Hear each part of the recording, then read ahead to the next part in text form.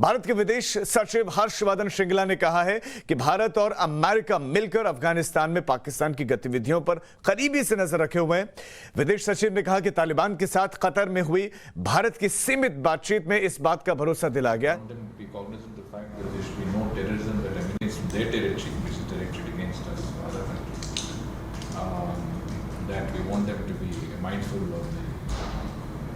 Status of women, minorities, and so on and so forth. And I think they have also, made reassuring noises from their side. But as I said, I mean, our engagement with them has been limited, and it's not that we have a very robust conversation. But for whatever conversations we've had so far, I mean, they've been sort of, at least Taliban seem to indicate that they will be reasonable in the way they handle things. What are you expecting of the UN Security Council delisting, because the meeting's coming up in a couple of weeks? Yeah, I don't think there's any decision. You see, there are two things that are coming up. One is the extension of the UNAMA mandate, the United Nations Assistance Mission in Afghanistan. And the other, as you say, is the delisting issue, the 1988 committee of which we are the chair, the Taliban Sanctions Committee.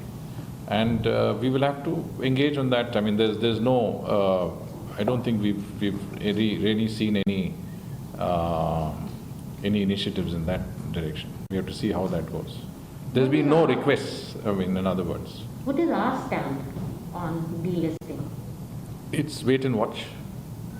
In other words, we have to see how the situation evolves on the ground. I mean, are you going to immediately take steps? I don't think so.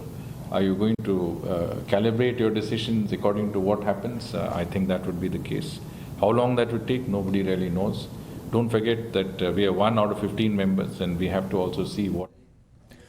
Amit Kumar हमारे संवाददाता इस खबर पर ज्यादा जानकारी के साथ जुड़ गए हैं। अमित, सबसे पहले तो दर्शकों को विस्तार से बताएं कि हर्षवर्धन श्रृंगला जो कि विदेश सचिव हैं, क्या जानकारी उन्होंने दी है अफगानिस्तान को लेकर, तालिबान को लेकर, पॉलिसीज को लेकर।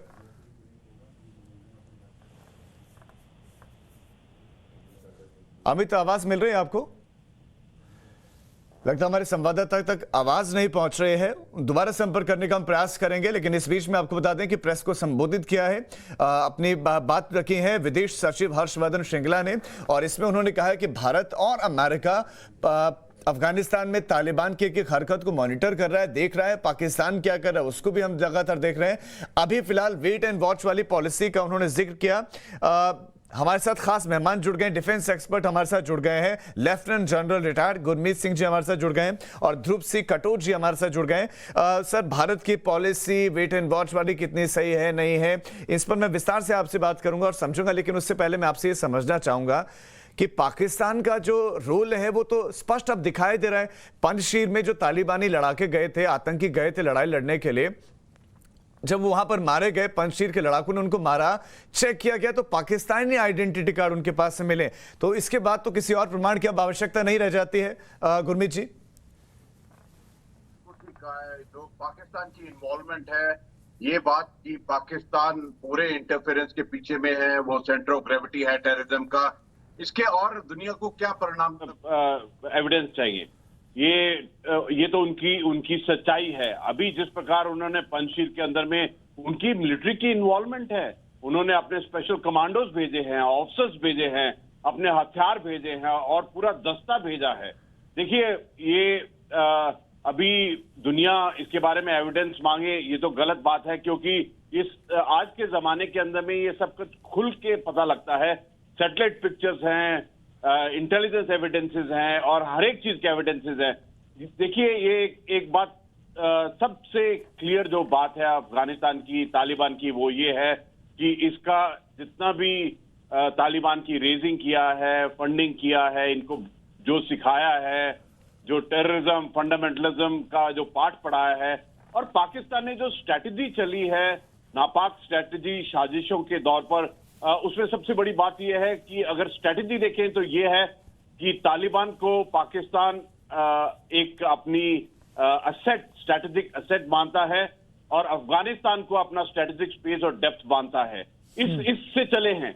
इसको पूरा करने के लिए उसने न जाने कितने टेररिस्ट को इसके अंदर में फूका है, और वो भी अफगानिस्तान के जो यूथ हैं, उनके लोग हैं, उनको बरखलाया है।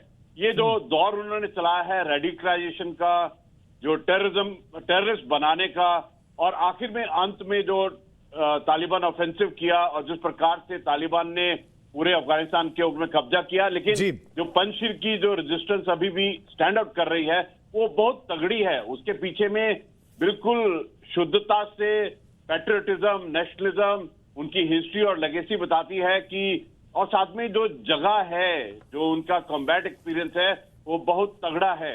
और मैं कहूंगा कि क्योंकि तालिबान को ये चीज पक्का मालूम है कि उनके पास में ना वो शक्ति है सिक्योरिटी की, ना ही वो ताकत है सिक्योरिटी की कि उसके बरखलाफ कुछ भी कर सके।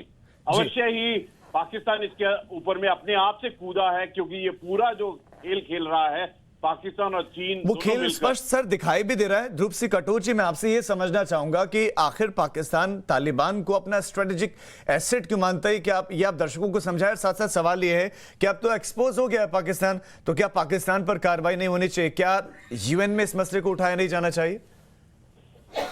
नमस्कार जी, देखिए पाकिस्तान तो 2001 से ही एक्सपोज हो गया था, और ये जो 20 साल युद्ध लड़ा है अमेरिका ने अफगानिस्तान में, इसमें अमेरिका को भी मालूम था कि किस प्रकार से पाकिस्तान टेररिस्ट को मदद दे रहा है, और खास करके ये जो तालिबान का ग्रुप है इसको किस प्रकार से मदद कर रहा है। लेकिन क्योंकि उनकी ये मजबूरी थी कि अफगानिस्तान में जो उनका लॉजिस्टिक सप्लाई बेस था वो आ रहा था पाकिस्तान के थ्रू, तो वो समझते थे कि ठीक है हम इसको निपट लेंगे बाद में, लेकिन वो हो नहीं सका। तो ये मैं बार बार एक चीज दोहराता जाता हूं कि अफगानिस्तान में ये युद्ध अमेरिका कभी भी जीत सकता था, क्योंकि वो युद्ध का मैदान था ही नहीं। युद्ध का मैदान होना चाहिए था पाकिस्तान, और लड़ रहे थे वो अफगानिस्तान में, तो इस प्रकार से ये जीत हो नहीं सकती थी। अभी पाकिस्तान क्यों कर रहा है ये? देखिए, ये पुरानी इतिहास में अगर आप जाएंगे तो 1990 में उनके जो असलम बेग साहब जो थे, जनरल साहब जो थे आर्मी चीफ, उन्होंने अपनी स्ट्रेटेजिक डॉक्ट्रिन जो जिसका जिक्र किया था, स्ट्रेटेजिक डेप्थ का, उसका मैं जिक्र करना चाहता हूं कि उन्होंने बताया उस समय पर, ये 30 साल पुरानी बात है, कि हमारा स्ट्रेटेजिक डेप्थ का मतलब है, ये नहीं है कि अगर हिंदुस्तान के साथ लड़ाई होगी तो हम अफगानिस्तान में शरण लेंगे। हमारा स्ट्रेटेजिक डेप्थ का मतलब ये है कि पाकिस्तान और अफगानिस्तान दोनों मिलके ईरान के साथ एक इस्लामिक एमिरेट बनाएंगे, और बाद में जो सेंट्रल एशियन रिपब्लिक्स है इनको भी जोड़ देंगे, तो ये एक इस्लामिक एमिरेट बन जाएगा जिसमें होगा पाकिस्तान, अफगानिस्तान, ईरान और सेंट्रल एशियन रिपब्लिक्स। ये था उनका जो सोच विचार, सोच और स्ट्रेटेजिक विजन आप उनका बता रहे हैं। लेकिन हैरत होती है कि उनकी रणनीतिक समझ बस आतंकी पैदा करने तक सीमित क्यों रहती है?